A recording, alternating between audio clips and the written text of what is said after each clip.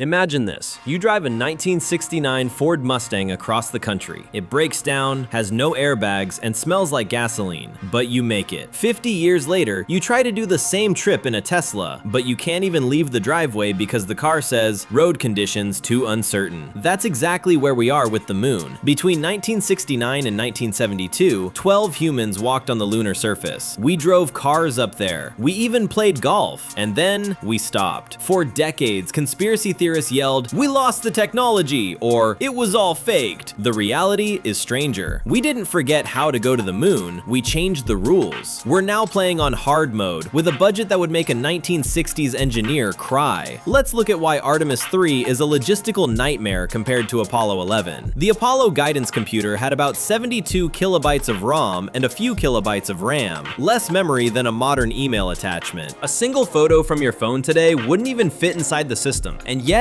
it worked, because everything was purpose-built and tightly controlled. The computer's core memory was literally woven by hand, with copper wire threaded through tiny rings. If the wire went through the ring, it was a 1. Around the ring, a 0. We didn't lose the knowledge, but we lost the factories, supply chains, and specialized skills that made Apollo possible. Rebuilding something like the Saturn V today wouldn't be impossible, just insanely expensive. But the biggest difference is money and risk. In the 1960s, NASA received nearly 5% of the entire US federal budget. Today, it gets less than half of 1%. Apollo was a Cold War race, and it accepted risks that would be politically unthinkable today. Modern human spaceflight programs are designed around extreme safety. For Artemis, the acceptable probability of losing a crew member is roughly 1 in 270, an extraordinarily strict requirement that makes every system heavier, slower, and harder to build. And here's the part most people miss. The mission itself is completely different. Apollo landed near the moon's equator, relatively flat terrain with predictable sunlight. Think of it like a bright, open parking lot. Artemis is heading to the Lunar South Pole. Why? Because that's where the water ice is.